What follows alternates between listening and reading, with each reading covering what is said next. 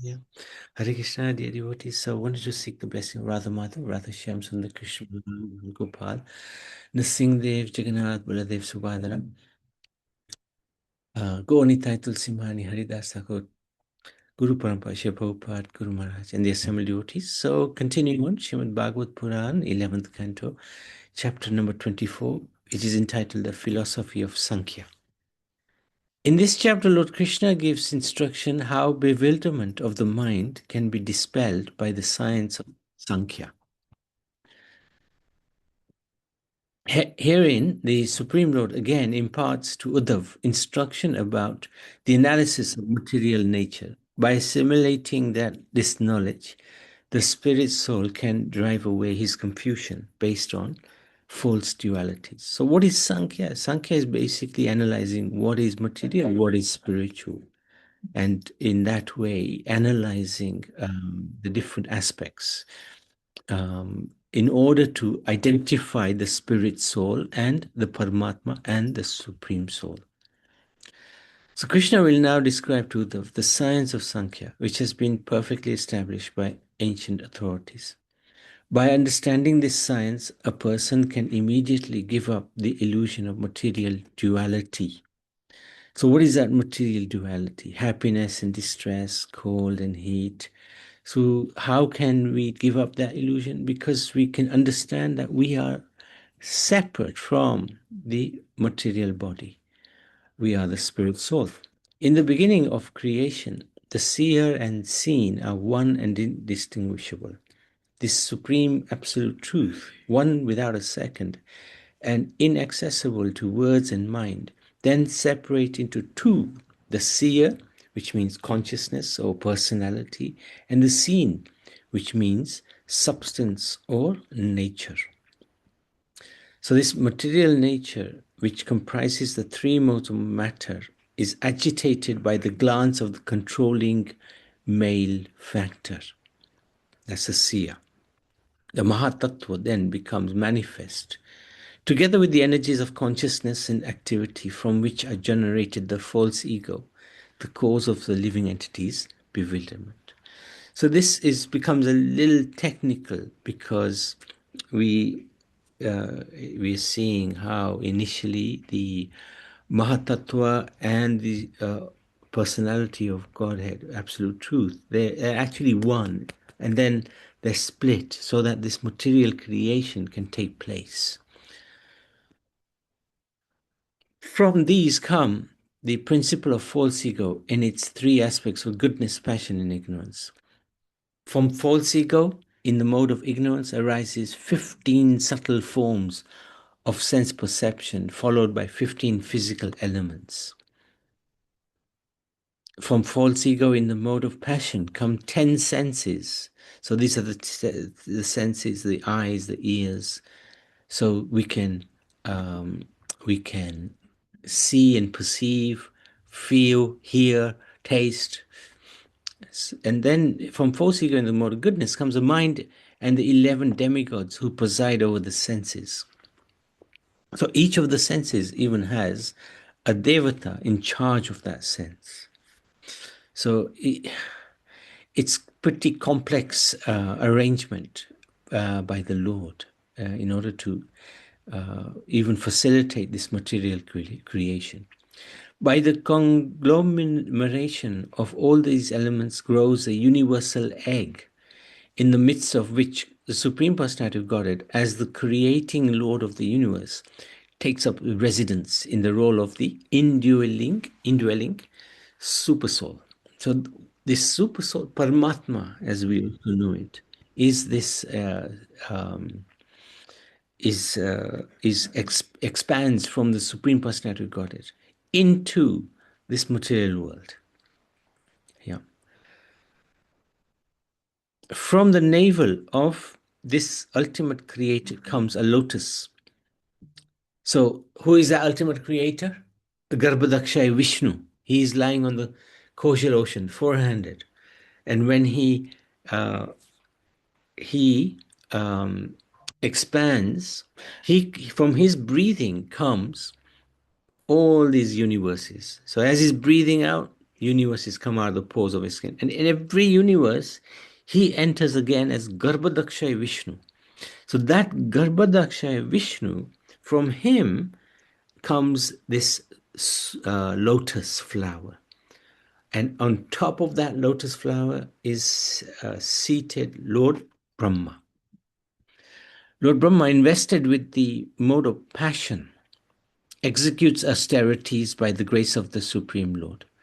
And on the strength of these penances, he is able to create all the three planetary divisions of the universe. So what are these planetary divisions? Heaven, earth, hell, basically. The region of heaven is meant for the demigods, and the inner space for ghostly spirits, and that of earth for humans and others. In the region above these three planetary systems are the places of great sages. So this is where, higher than the heavenly planets, we have Brahmlok, we have, forgotten the names of the other planets, Tapalok, like that. They're where the sages live. And in the lower worlds are those of the demons, the Naga serpents, etc. The goals achieved by activities based on the three modes of material nature are all within the three mortal worlds. The destination of yoga, severe austerity, and the renounced order of life are the worlds known as Mahar, Janas, Tapas, and Satya. So this is Mahalok, Janalok, Tapalok, and Satyalok. Satyalok is where Lord Brahma resides, also known as Brahmalok. So this is where the renounced personalities, great sages who do amazing austerities live. The goal of devotional service to the Supreme Lord, on the other hand, is the lotus feet of this personality of Godhead in his abode, Vaikuntha. So bhakti aims not at reaching these places within this material world. These places are very elevated places, no doubt, because great sages live there, but it's still within this world. So the aim of bhakti is to take us out of this world into the beyond this world. That includes Vaikuntha in the spiritual world. This universe of material action and reaction is constituted under the control of time and the three modes of material nature, Thus, one sometimes rises up towards the surface of this mighty river of the modes of nature, sometime again submerges. So we see that sometimes we're in goodness, we're happy, we are, able to meditate freely, we can chant the holy names of the Lord nicely. And then other times we feel a little lazy, a little tired. And every day we go through that cycle at least once. Morning, we're usually fresh. Afternoon, we're running around. Evening, tired. Gold and earth are originally existing as ingredients. From gold, one may fashion golden ornaments, such as bracelets, earrings. And from earth, one may fashion clay pots and saucers.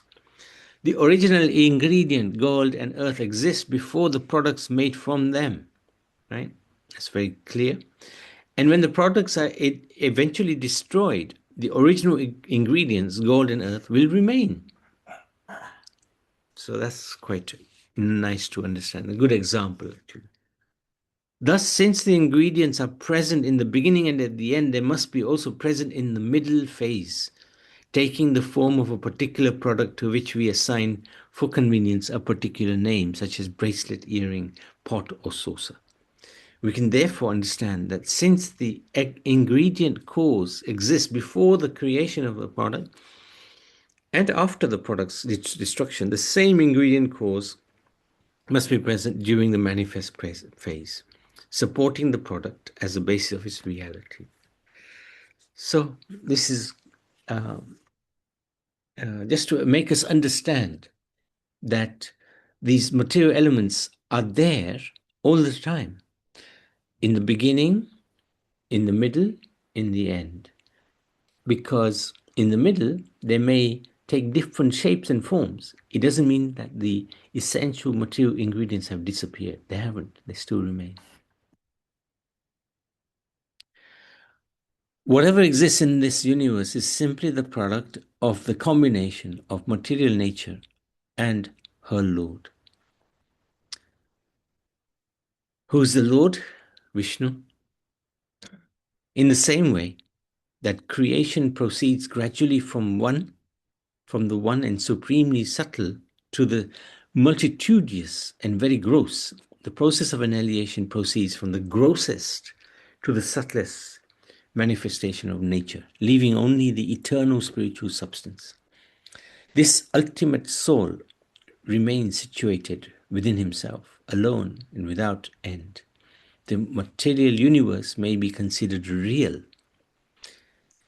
Why real? Because it's there, it's present all the time. Right? We just don't see it sometimes manifested, that's all. So some people claim that this world is false, it's just illusion, doesn't exist really. But that's not correct according to Bhagavatam.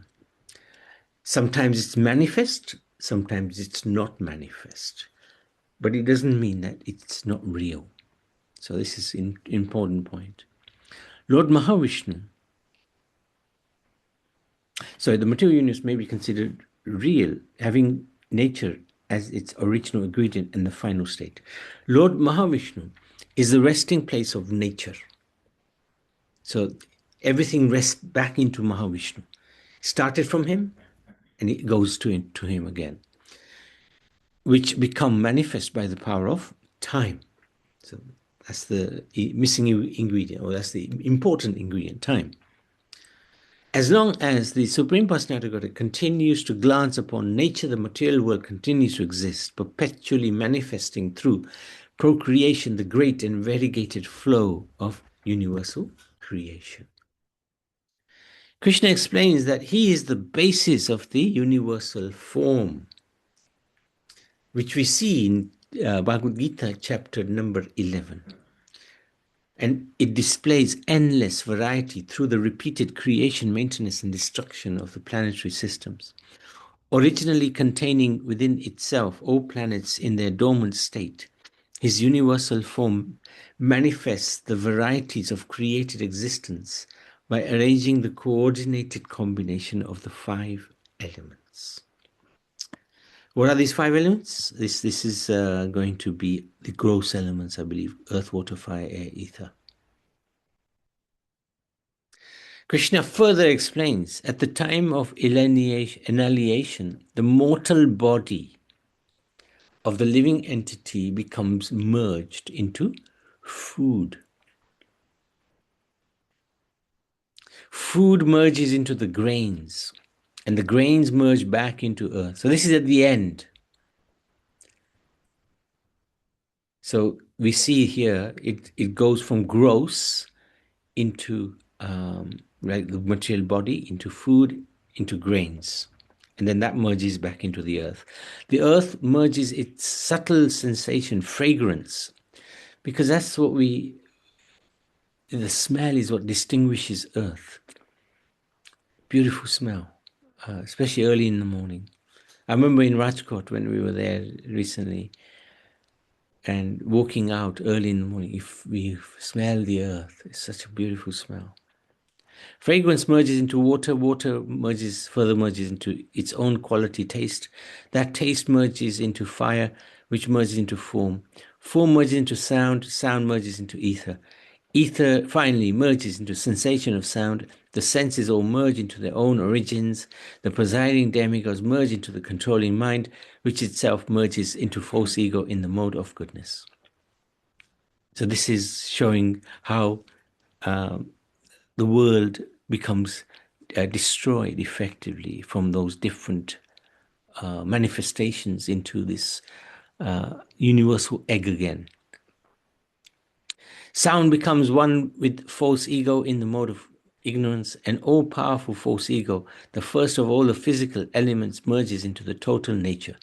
The total material nature, the primary repository of the 3 basic modes dissolves into the modes. These modes of nature then merge into the unmanifest form of nature, and that unmanifest form of merges into time.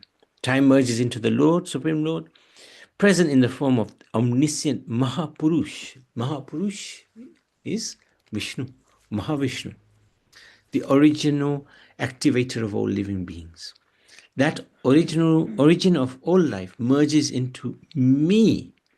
This is Krishna, the unborn super soul, supreme soul, who remains alone, established within himself. It is from him that all creation and annihilation are manifest. Whoa. This is not easy to understand, but we can summarize it that the Supreme Lord Sri Krishna is the basis of everything. Everything comes from him. This is what is being explained to Arjuna, to Uddhav. The mind of a person who meditates on these ideas does not become bewildered by material dualities. This science of Sankhya, narrated in alternating sequence of creation and annihilation, serves to cut off all doubts and bondage. Whoa. Not an easy chapter, but basically Krishna is explaining about the elements and how they come about and how they get destroyed. And if we understand that, we can understand that we, the soul, is not part of that unmanifest and manifest, and then unmanifest again. So let's go into chapter 25. To establish, the chapter is called The Three Modes of Nature and Beyond. To establish the transcendental nature of the Supreme Personality Godhead, this chapter describes the various functional manifestations of the three modes: goodness, passion, ignorance, which arise in the mind. So it's very important to understand these three modes because we're living in it. Every day we are entangled by one, two, or all three of these modes.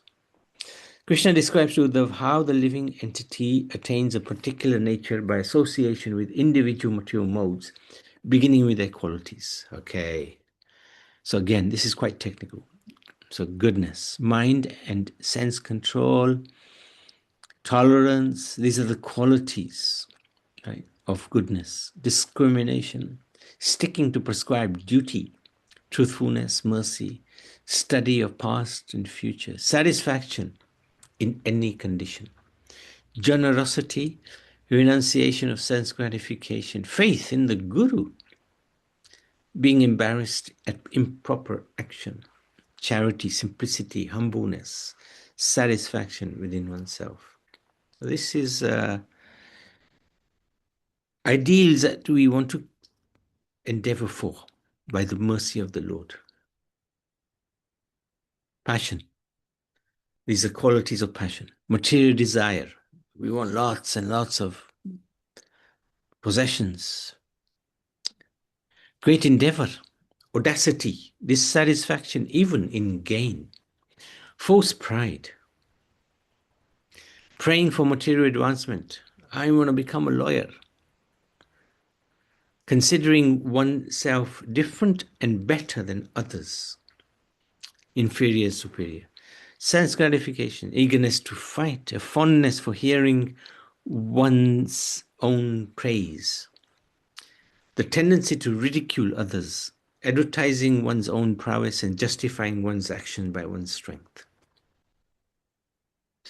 And then we have the third quality, ignorance, which is the lowest of them all. Intolerant anger, stinginess, speaking without scripture authority, violent hatred, living as a parasite, hypocrisy, chronic fatigue, quarrel, lamentation, delusion, unhappiness, depression, sleeping too much, false expectations, fear, laziness. All of these constitute the major qualities of the mode of ignorance. We can assess ourselves. Where are we? We have Hare Krishna. Yes, Barbara. How are you? Right. Good, yes, thank you. Yeah. Are these all three To do with us lot, or to do with the family, or to do with No, with some. us. It's us. With us. So within ourselves.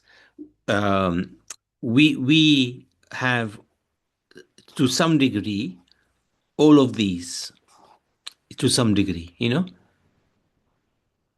do with us, yeah? it's to do with us. Okay. Yeah. All right. And Thank you. we have to try as much as we can, with the mercy of the Lord, with the help of the Lord, to come into this goodness area. Try to get rid of this ignorance, all of this business. Try to rise above this passion and come to this place, at least.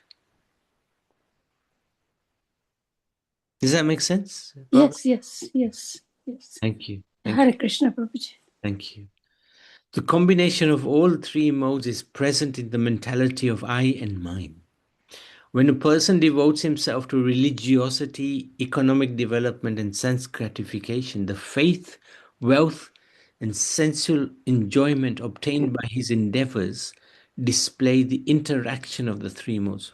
I.e., if we're simply going to be going down the route of these four things, it's got three things here: religiosity, economic development, sense gratification, then we're going to be controlled by these three modes.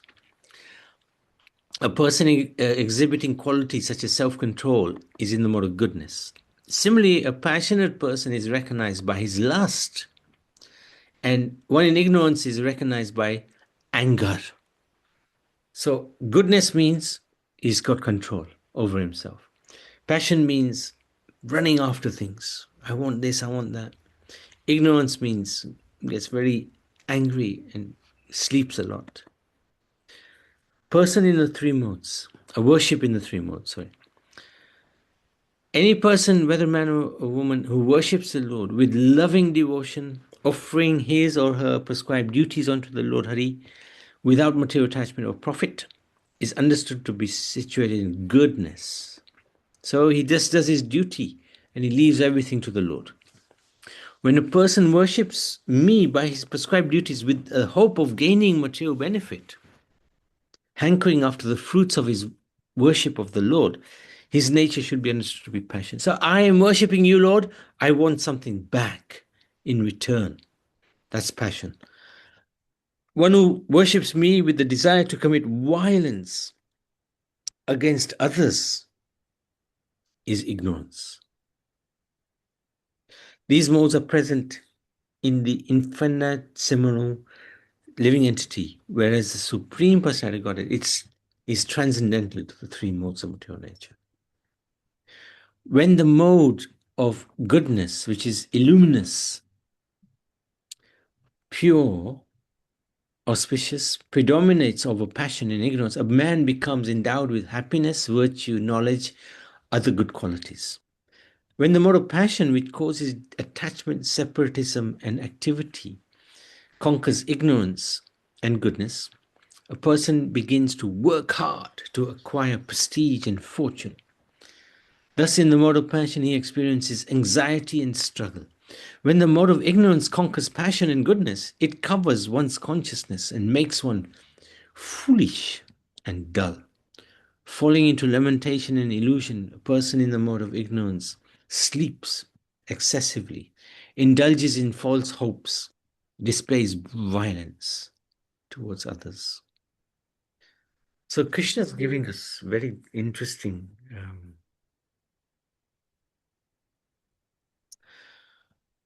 very interesting examples, and we can judge by our own behavior and inner consciousness where we are situated.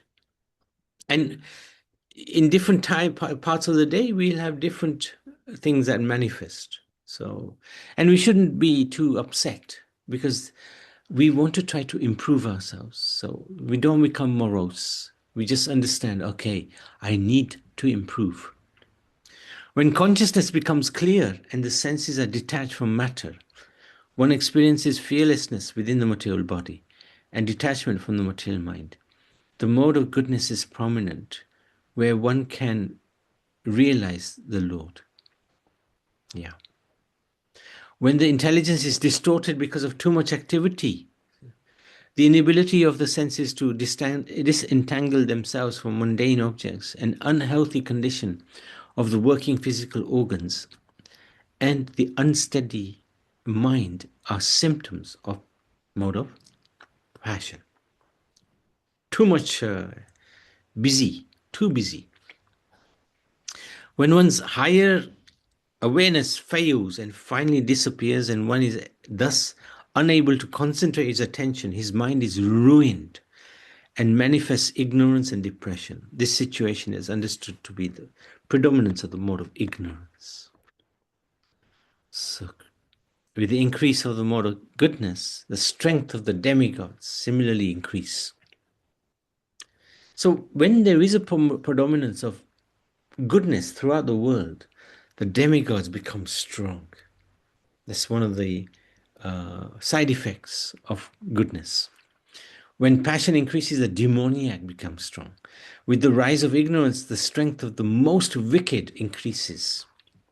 So we're seeing in this world, right, so much passion, so much ignorance, and we're seeing how the demoniac forces are increasing. Craziness is taking place throughout the world. It should be understood that alert wakefulness comes from mode of goodness, sleep with dreaming from the mode of passion, and deep dreamless sleep from the mode of ignorance. When dying learned persons dedicate to Vedic culture are elevated by the mode of goodness to higher and higher positions, i.e. the heavenly planets. The mode of passion one continues transmigrating through human bodies. So in mode of goodness, one goes to heaven if one dies. Passion one stays in the human platform again and again. And ignorance, on the other hand, forces one to fall headfirst into the lower and lower births. Animal kingdom, plant world, and then even hell, who knows. Work performed as an offering to me without consideration of the fruit is considered to be in the mode of goodness. So I will do my duty and I don't want any recognition. I don't want any fruit of that work. That's goodness. Work performed with the desire to enjoy the results is mode of passion. I work, I get rewarded, and I enjoy that reward. That's passion. Work impelled by violence and envy is in the mode of ignorance. Absolute knowledge is in the mode of absolute knowledge in the mode of goodness. Knowledge based on duality. Sorry, absolute knowledge is goodness. Duality knowledge, happiness, distress, cold, heat, is passion. Foolish materialistic knowledge is ignorance. Knowledge based upon the Supreme Lord, however, is understood to be transcendental. That's the highest. Residence in the forest is goodness. Residence in a town is passion. Residence in the gambling house displays quality of ignorance. And residence in the place where I reside is transcendental. So Krishna is giving various examples. A worker free of attachment is in the mode of goodness. A worker blinded by personal desires in the mode of passion. A worker who has completely forgotten how to tell right from wrong is in the mode of ignorance. But a worker who has taken shelter of the Lord is understood to be transcendental to the mortal nature. Faith directed towards spiritual life is in the mode of goodness. Faith rooted in fruitive work, i.e., I work for somebody, I get money back, is in the mode of passion. Faith residing in irreligious activities is in the mode of ignorance. But faith in the Lord's devotional service is pure transcendence. Food that is wholesome, pure, obtained without difficulties is in the mode of goodness. Food that gives immediate pleasure to the senses is in the mode of passion. Food that is unclean and causes distress is in the mode of ignorance. That's meat, basically. Happiness derived from self in the mode of goodness. So if we're happy within ourselves, that's goodness. Happiness based on sense enjoyment, gratification is in the mode of passion. Happiness based on delusion and degradation is in the mode of ignorance. But that happiness found within the Lord is transcendental. The substance, the place, the result of activity, along with the time, the knowledge, underlying action, the activity itself, the performer, his faith, his level of awareness, his spiritual progress, and his destination after death all partake of the three modes and manifest variously in terms of distinction and hierarchies. There are many different destinations and conditions of life for the spirit soul within the cycle of material existence. They are all based on the modes of nature and on fruitive activities, which are governed by the modes. But objects related to the Supreme Lord, Supreme Personality, places connected with Him, happiness based on Him, time occupied in His worship, knowledge relating to Him, work offered to Him, the performer of work who acts under His shelter, faith in His bhakti, progress towards spiritual realm, progress towards the spiritual realm. This is where we want to be, 24/7, if possible. And the destination of the Supreme Lord's personal abode all transcend the material modes. It is only by the practice of yoga of pure bhakti to the Supreme Lord that one can conquer the three modes which arise originally from the mind. So bhakti is the only way. Not karma yoga, not jnana yoga, only bhakti yoga.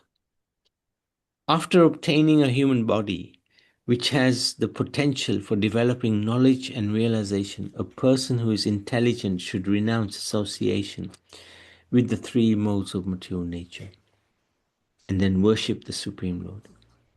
First, by increasing the mode of goodness, one can defeat passion and ignorance. Then one can conquer material goodness by evolving his consciousness to the platform of transcendence. That step is a very small step from goodness to pure goodness. Very small step because you're almost there. The step which is hard is from ignorance and passion to goodness. That's hard. At that time, he becomes eternally, entirely liberated from the material modes, giving up his subtle body, the mind, intelligence, and ego, and attains the association of the Lord by shattering of his subtle covering. The living entity is able to come face to face with the Supreme Lord and achieve absolute fulfillment by His grace. So this is a fantastic conclusion. Krishna has given us a lot in this chapter about the three modes of nature. We can judge ourselves. Where are we? Or predominantly, where are we predominantly? And we try to improve our consciousness level. Somebody may be in the mode of ignorance, they can at least come up to passion. Those who are in the passion mode mainly try to rise to goodness. And from goodness, it's a very small step. Okay, we want to stop there. Any questions, any comments? Quite challenging chapters, but very fulfilling chapters, actually.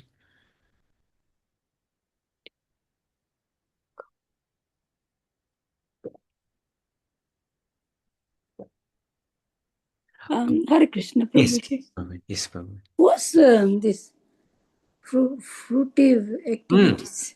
That's basically where you are working for some benefit. You do the yajna for the devatas, and you want some material benefit. You pray to Lord Shiva, please give me a big house. So in return, you want him to fulfill your desire. So you want something for your seva. That's fruit. But in but you are doing something and you're asking for something. That's right. It's But- not, that's right. But really, you shouldn't ask. Is that right? No, we leave everything to the Lord. Everything is, we serve Him, we worship Him, we do arti, and we don't ask for anything. We just, whatever you want, my dear, let me please you, please. Let me make you happy. That is our mood. That is the mood. Please let me serve you. Let me engage in your service. That is the mood. If we can manage that, that is the best. Thank you. No, thank you. Thank you for It's asking. very interesting, but It's hard. it's still difficult to Yeah, more it's hard. understand it. Yes. It's no doubt. It's difficult. But Krishna is giving some very interesting examples, just to give us the idea, where are we, and how can we improve ourselves. This is why God is God. He's always trying to work for our benefit. Yes. Thank you, Prabhuji. Thank you. Thank you so much. If there's nothing else, we can stop there. Srimad Bhagavad Puran ki jai. Where is Karuna?